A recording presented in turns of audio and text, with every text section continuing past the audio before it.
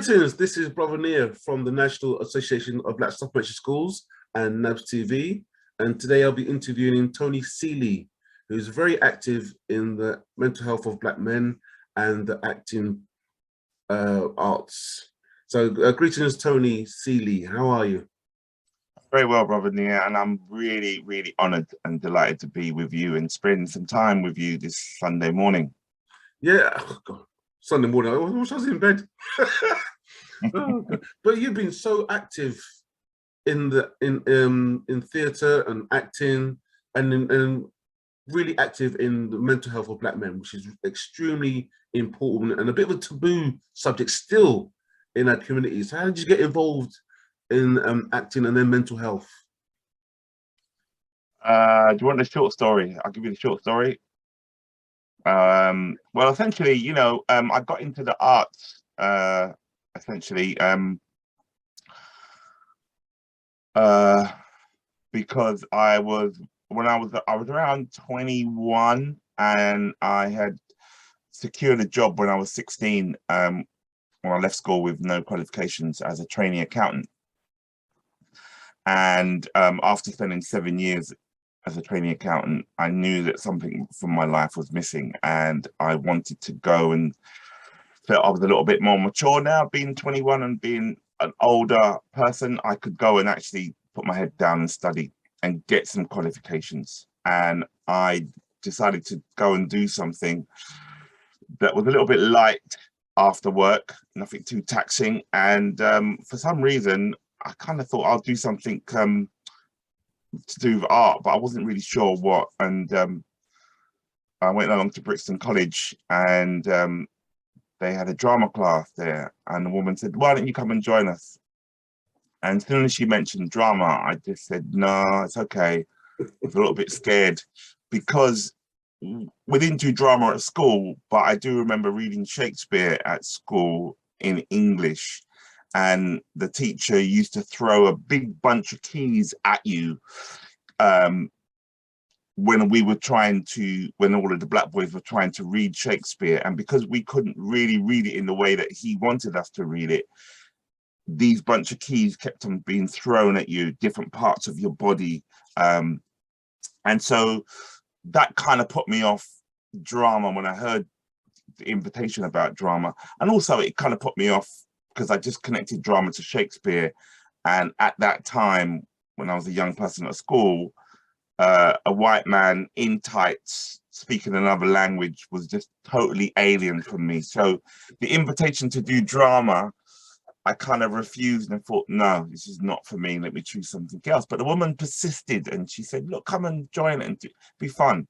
So I joined, and even though it was a class full of women, I was the only guy, I had such a lovely time. And then she sent me down to Oval House Theatre, and I did some youth theatre there, and went to the Royal Court, did some youth theatre there, went to the Albany, did some youth theatre there. And essentially I was just kind of lapping up all of this youth theatre kind of stuff while I was working.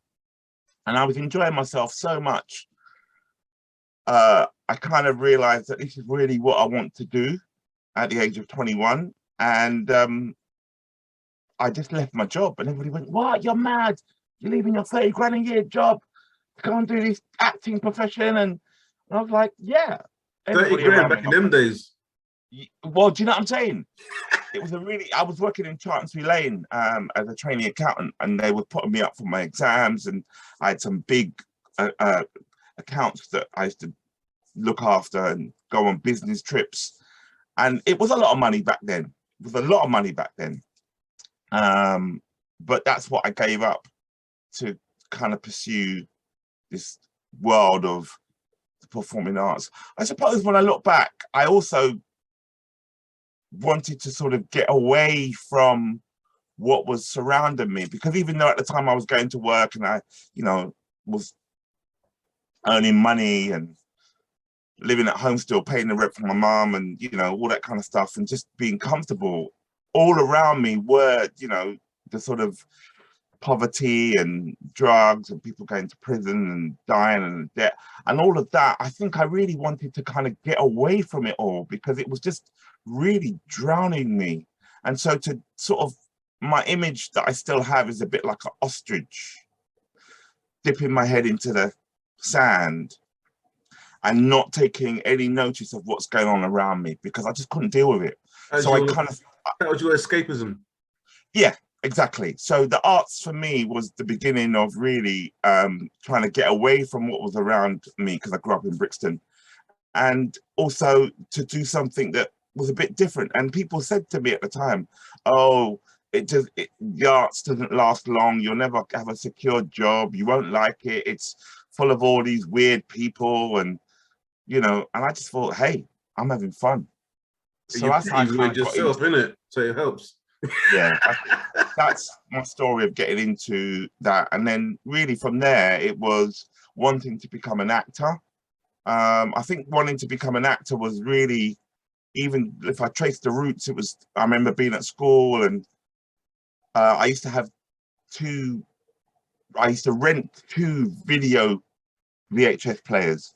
I had copy films from the local VHS store, and then I'd bring the films in with my little notebook and I'd rent them out for 20p to different friends. And so, you know, different films that I kind of watched back then, a lot of the video nasties. I suppose that had an influence on, oh, I could become an actor by watching films, American films. So I started that, and that didn't last very well, and I didn't really like it, acting, because you had to learn lines very, very quickly and then go up on stage and spit them out. And I really suffered with dyslexia, reading, writing. And so with a script, which is what an actor has as a tool, that was a real problem for me. And I realized very, very quickly that this doesn't really fit what I really wanted to do. I want to become an actor, but in the traditional sense, learning lines and reading and understanding text. And I'd not had any previous qualifications or knowledge of English written anyway. So that really was a barrier for me. So that really put me off. Tried to kind of, you know, duck and dive through it. But the reality was, every time I went up for an audition, they gave me a script to read and learn. And I weren't getting the parts purely because I wasn't interpreting the material in the way that these directors wanted it. But that was a real learning curve. And I quickly kind of decided I'll leave that side of acting alone and just pursue more acting that's without a script, which was around improvisation. Mm-hmm. So I went to seek out all of the people who did improvisation, dramatic improvisation. How can you tell a story in front of a crowd by making it up? And then I got very, very interested in that. And so the acting went down and more of the kind of performer came up. But within the performing world, it was learning how to make a play that looked at some of the problems that people were facing. And that was my real entry around 1997, 98 into the world of arts, using the arts to start to look at these social problems that exist in our society. So even though the arts and acting was part of your escapism, it brought you back into the community with a purpose.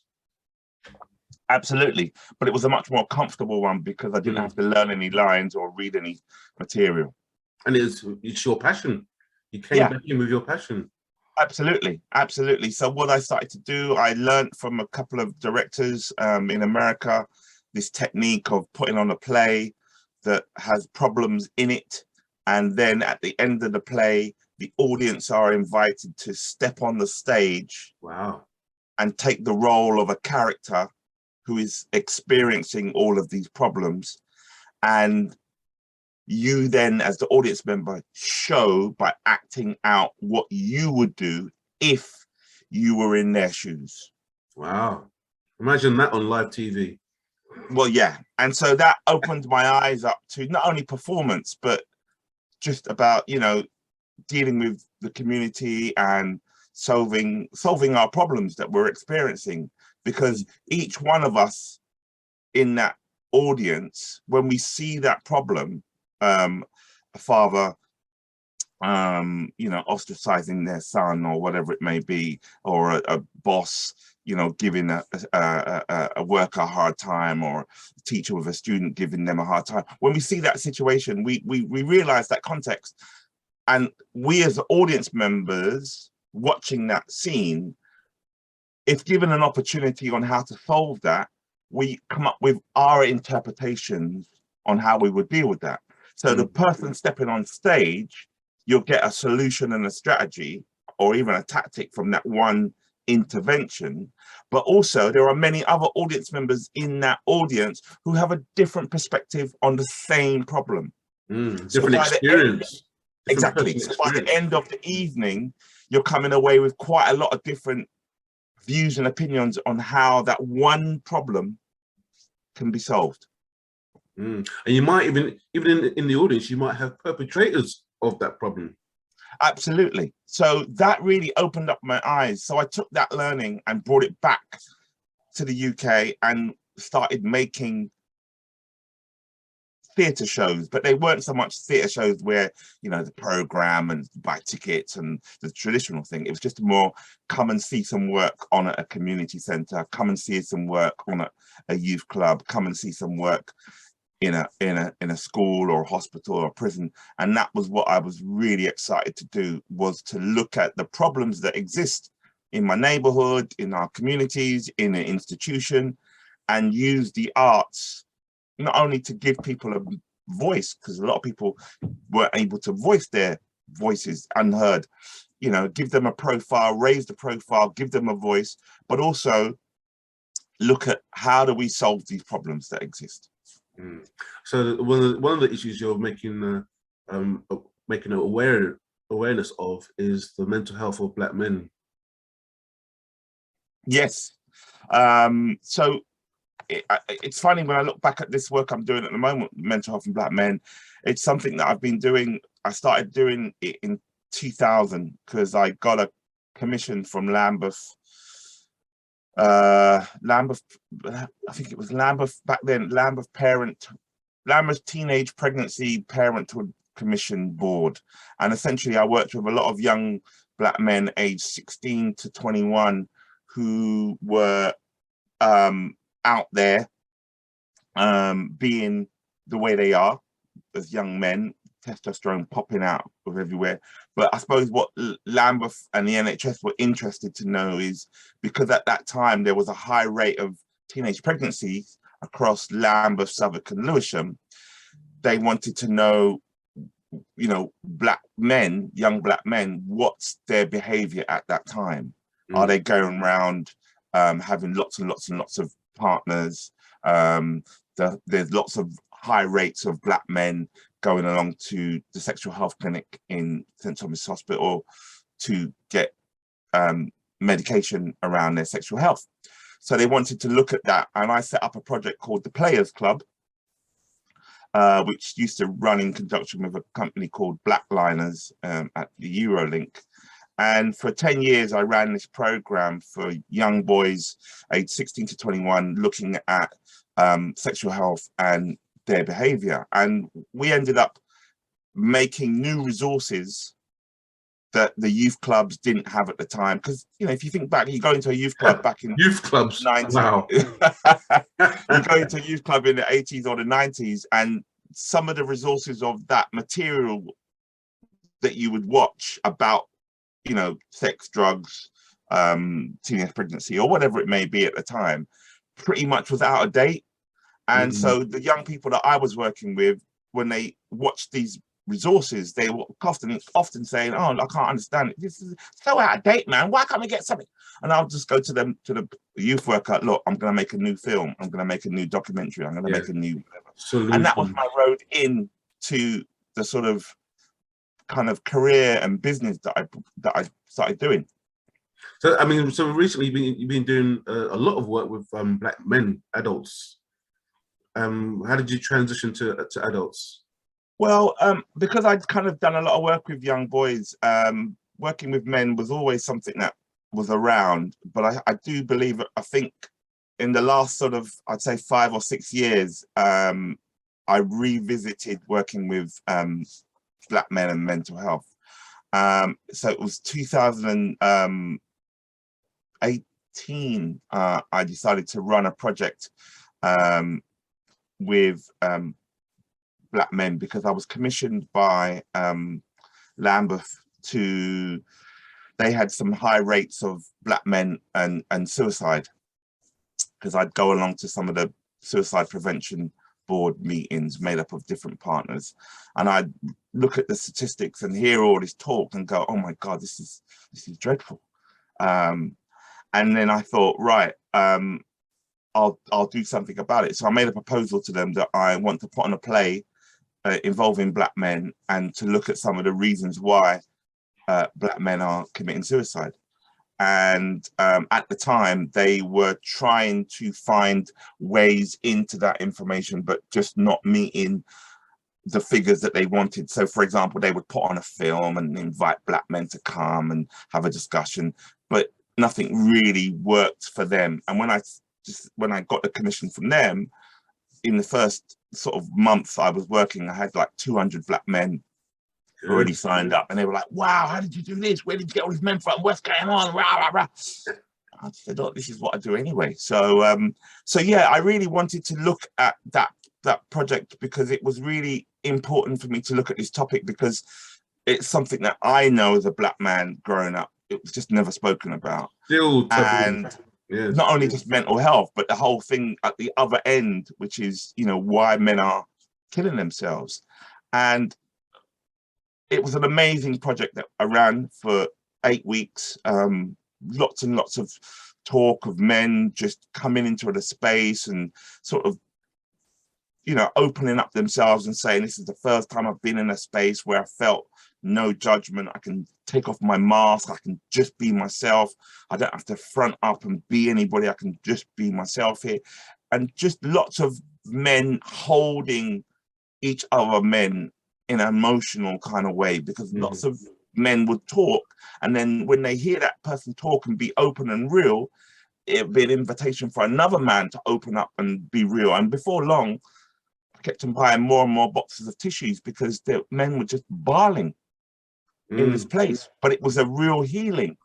And so by the end of the project, we put on this play, people came to see it. It was, you know, it was really, really useful. We looked at some of the core issues of, you know, how, and all of the things that lead up to men committing suicide, from school to work to jobs to relationships, you know, all that kind of stuff. Housing got a big part to play, and having someone stable in your life, and all of these issues. And when the project finished, as far as Lambeth were concerned, they were like, it's done.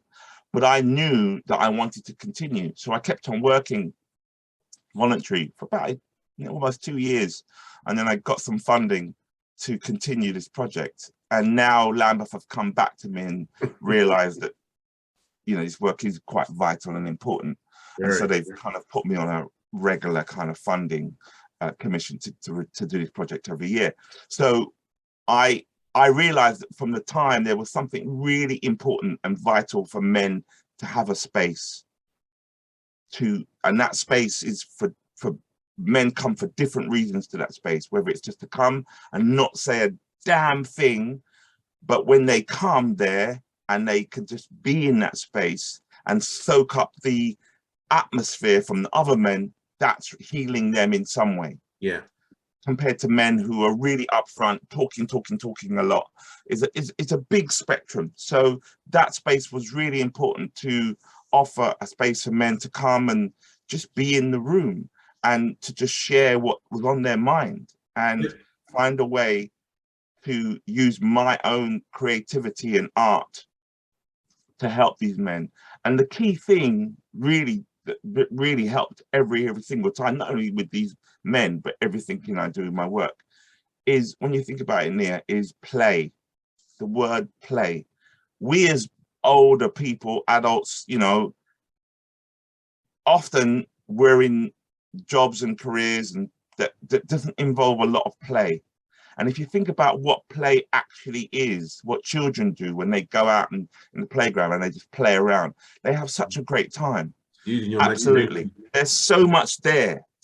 And with that play, as we get older, I think we as adults, certainly myself to a certain degree, we remove ourselves from that play because life is serious. We've got all of this stuff in front of us, but we need to connect back into play.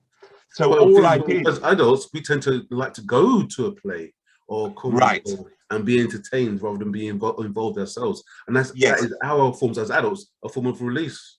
it is a form of a release. But I think what we need to also do, which would help us, is that just sense of just playing. And Get when you see involved. grown men playing a game and laughing and cracking up, that's the real, you know, deeper jewels of healing.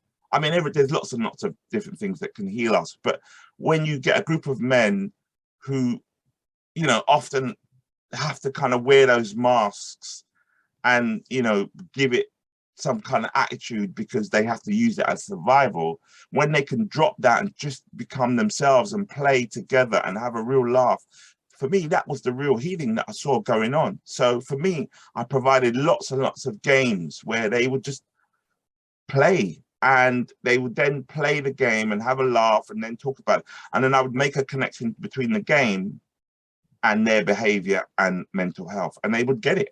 They would constantly get it. And that was the kind of process that I used to kind of work with these men. And in the end, men started to kind of take more control over the group in terms of, you know, taking more responsibility of coming together. Friendships were kind of grown out of that. Another section wanted to sort of deal with the administrative side of supporting this group and fundraising. Right. Just more and more things started to pop up, and this group of men really were committed to it. And we formed in 2019 the Black Men's Consortium. And so this work. So most of your work has been based in South London. Do they travel from all over? So I've got one guy who travels all the way from Birmingham. Wow. And most of the other folk come from all over London. I've got a few people who live in Watford and stuff, but this guy has been a committed member. He travels all the way from Birmingham because there's nothing else for him where he lives that he can find to be part of. And so during the lockdown, when we were on Zoom and everybody had to sort of work digitally, it gave me an opportunity to reach out to more men around the world. So I was working with a lot more people in America. That was a real joy. So for me, this whole thing about Black men and mental health, it's so important because, as you said earlier, it's not something that is spoken about so much. And, you know, African people of African descent have been through a lot of things from the beginning of time. And we've had to find ways through our culture to heal ourselves. And often with men, it isn't something that traditionally men kind of take up and are able to sit down and really talk about their feelings. It's, when I was growing up, I didn't see any of that going on in my life. Not that I had a lot of men around me, but it just wasn't something that I was aware of. It wasn't something that I was familiar with. And it, certainly amongst my peers and my friends, I didn't do any of that, talking about my feelings. If you tried, you get jumped on. Exactly. Literally verbally abused for trying to reveal. So you're frightened to. Yeah. So, you know, and then the impact of, you know, of our lives as, you know, growing up, you know, the two uprisings that we've had, you know, all of the injustices that have happened to people of African descent so far, you know, and then if we speed up the process to 2020 and the George Floyd and the BLM, and, you know, people are coming out to want to really talk about their feelings in a way more, but it's still very much a taboo thing.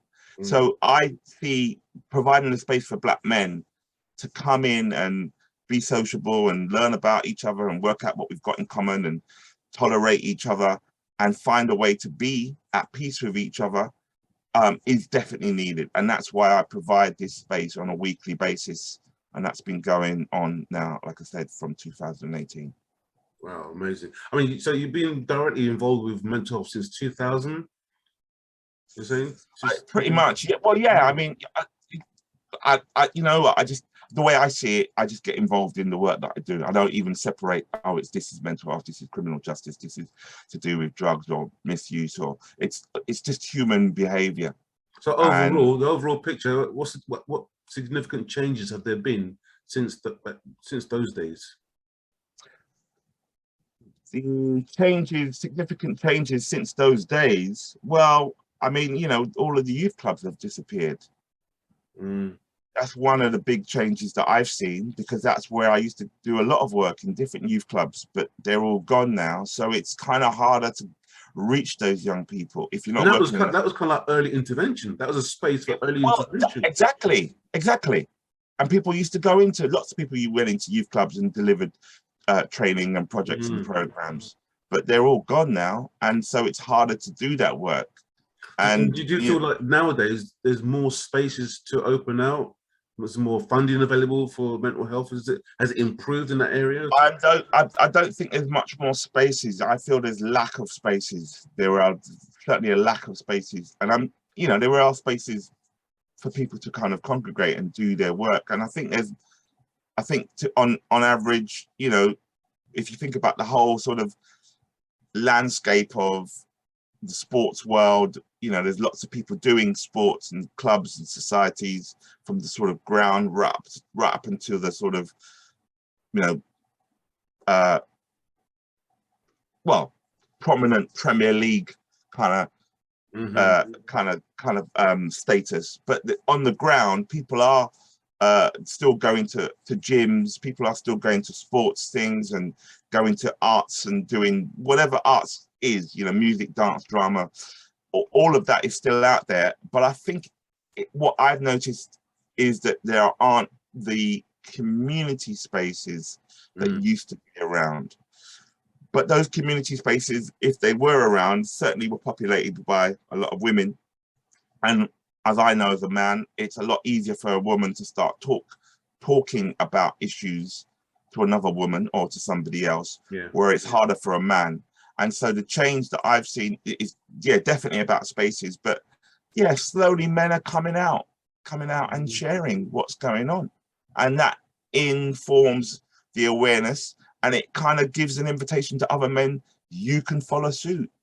And you mentioned sports. You mentioned sports. A lot of sports personalities are coming out talking about absolutely. That helps significantly when you've got your heroes talking about mental health. That makes That's what we need. We need more and more people talking about it to kind of to say, look, it's okay to talk, because I think we've just been hammered, certainly in my kind of teenage years and growing up, you know, those years of you got to be tough, got to be a man, got to man up. You know, all of those, you know, psychologically, you know, consciously, unconsciously, they've been hammered and drilled into us. The images that surround us on our televisions, in the newspapers, all of that has made us kind of reinforce those messages. And if we do try to break out of it, as you say, you know, you'll get hammered, you get stigmatized by others by what you're doing. Who do you think you are? You know, what's going on? You know, so more and more people are talking about this issue. So it's giving an opportunity that, oh, if this person can talk about it, then that's really encouraging. So can I. But we need more of it.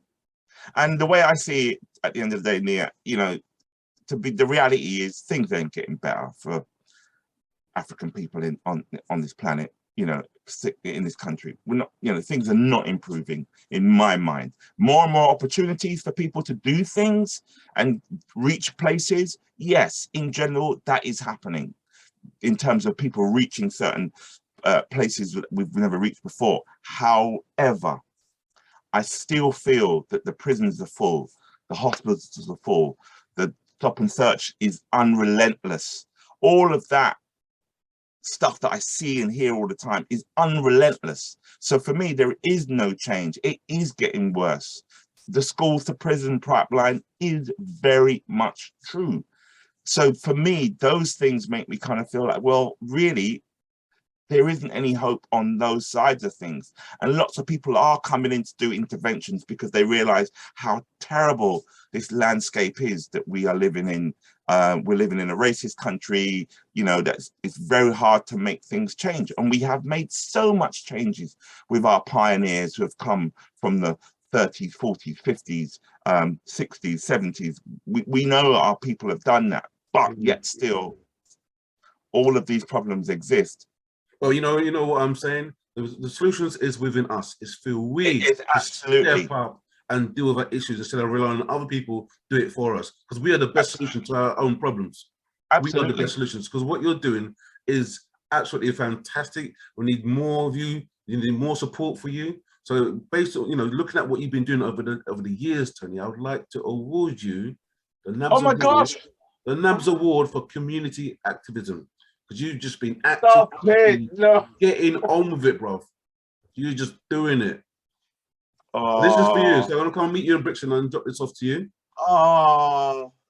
This is to recognize the hard work you've been doing. Because all your stuff, you share your stuff with me. I share it out, put it in my newsletter every week, share it on my social media. Trying to come down to your thing, but I'm so busy. But eventually, I will be coming down to one of your events. Trust me. But yeah, you deserve this. You deserve this. So congratulations. The NABSS Award for Community Activism. Congratulations. Thank you, brother. I don't know what to say. I'm just not used to these kind of things. This is what I recognize the people who are in the background. Just get on with things. Who are not all over the TV and all over the newspapers. People in the background who are just doing the works. The unsung champions in that community. And that's what I like to do. So congratulations, and may you continue for many years and get more support from our community and funding from our Black businesses. You know, we need to fund our own organizations. That's where we as a community need to go and step forward and fund and support our people on the front lines. Instead of keep on moaning and groaning about diversity and waiting for other people to step in. Step in yourself to support our people on the front line. You can't say you don't know anymore. Social media's out there, the information's out there. So people, please step up and support. If you can't be active physically, be active financially. Little £10 a month can help every organization. So congratulations, Tony. Well done. Thank you, brother. Appreciate it. Thank you so much. Not often get kind of caught out and emotional, but thank you. It means a lot. Means a lot. Whew. Let's have a drink.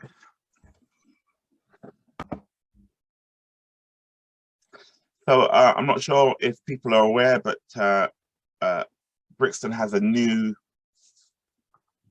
building, a new theatre, Brixton House. It was the old Oval House that was based in Oval House Theatre. Is now moved to Brixton and it's opened, and it's a massive building. Just opposite the cricket ground, is it? Opposite the Oval Cricket Ground? That's right, that's right. It used to be opposite there. It's now moved to Cole Harbour Lane, opposite Granville Arcade. It's open. They've got a new show in there called Mugabe, opened on last week, Tuesday. And, you know, everyone's got a view and opinion about Brixton, how the gentrification and the is really affecting, you know, our communities. You know, it's really hard to see our pioneers using Brixton like they used to. It's just completely changed, you know. And so when something brand spanking new comes to town, you know, lots of people have got lots of views about, you know, to what extent is it reinforcing regeneration and gentrification. And so we've got this brand spanking £15 million building,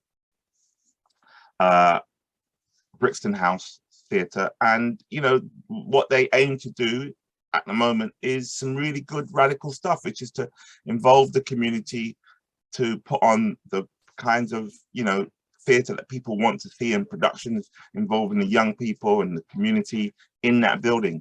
So I'm really hopeful that it can be a real place where people can go along to and hold their meetings and workshops and all kinds of things in that building, because it's in the very heart of Brixton, and we know the radical history of Brixton.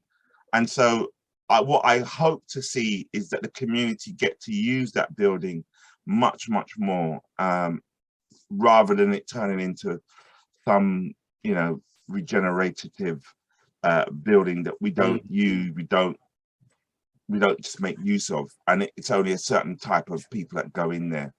I'd really want to see, you know, particularly young people populate that and take ownership of that for the generations to come. So the first bit is to make you've made awareness of that building. So lots of people are involved in the arts, so let's make use of it. Let's get in there and make use of it. Have our programs ready and make use of it. So we have a part to play. So absolutely, because we know, absolutely, because we know how difficult it is to find a space when we want to have a meeting, when we want to have a workshop. It's difficult to find these spaces in our communities. They're just dying out.